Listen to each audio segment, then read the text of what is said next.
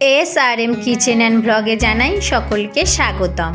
আজকে আমি চলে এসেছি গাজরের হালুয়া রেসিপি নিয়ে নেব 250 গ্রাম মতো গাজর। ভালো করে গাজরগুলোকে ছাড়িয়ে নিচ্ছি।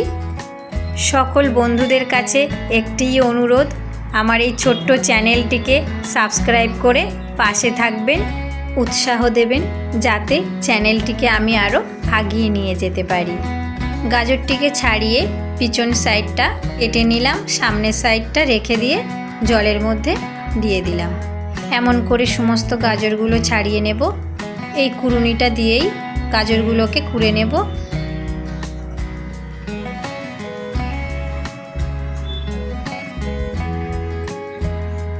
মুখটা রেখে দিয়েছিলাম গাজরের ধরার সুবিধার জন্যে, যাতে কুড়তে সুবিধা হয়। আর শেষে মুখটাকে এবার ফেলে দেব। এইভাবে সমস্ত গাজরগুলোকে কুড়ে নিয়েছি। সাথে নিয়ে নিয়েছি গোটা গরম মশলা, 2টি তেজপাতা, কাজু কিশমিশ আর আমন্ড, পরিমাণ মতো চিনি, 1 কাপ পরিমাণে ঘন দুধ নিয়ে নিয়েছি। কড়াইতে 2 টেবিল চামচ ঘি দিয়ে দিলাম।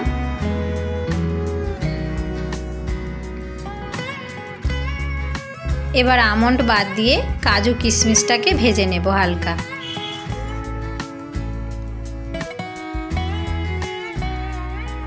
তুলে নিয়েছি। গোটা গরম মশলার ফোড়ন দিয়ে দিলাম ঘিয়ের মধ্যেই, 2টি তেজপাতা দিয়ে একটু হালকা নেড়ে নেব।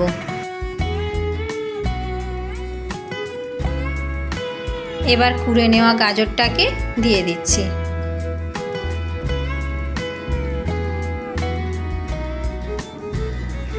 হালকা নেড়ে চেড়ে নেব।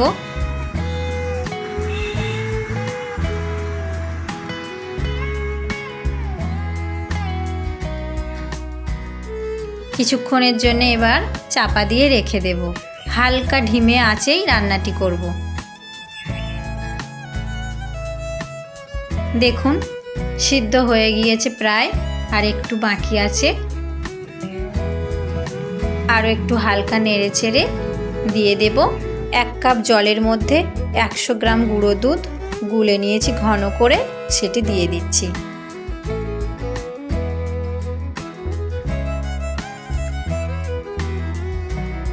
হালকা নেড়ে চেড়ে আবারও কিছুক্ষণের জন্য ঢাকা দিয়ে রেখে দিচ্ছি। গাজরটি গলে গিয়েছে পুরোপুরিভাবেই এবং ঝরঝরে হয়েছে। দিয়ে দেব পরিমাণ মতো মিষ্টি। আপনারা মিষ্টি কম বেশি করে দিয়ে দিতে পারেন নিজেদের স্বাদ অনুযায়ী। ভালো করে একসঙ্গে মাখিয়ে নেব। একদম হালকা ধিমে আঁচেই আমি গাজরের হালুয়াটা বানাবো। চিনি গলে গিয়েছে।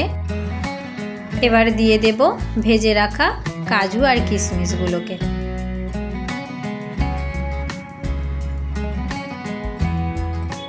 একসঙ্গে মাখিয়ে নিচ্ছি।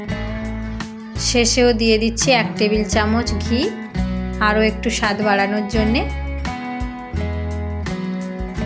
একসঙ্গে মাখিয়ে নিয়ে পরিবেশনের জন্য রেডি করে ফেলবো। উপরে একটু আমন্ড কুচি ছড়িয়ে দিলাম। দেখতেও সুন্দর লাগবে, খেতেও সুন্দর লাগবে। গাজরের হালুয়া পরিবেশন করার জন্য রেডি হয়ে গিয়েছে। ভিডিওটি সম্পূর্ণ দেখার জন্য ধন্যবাদ সকল।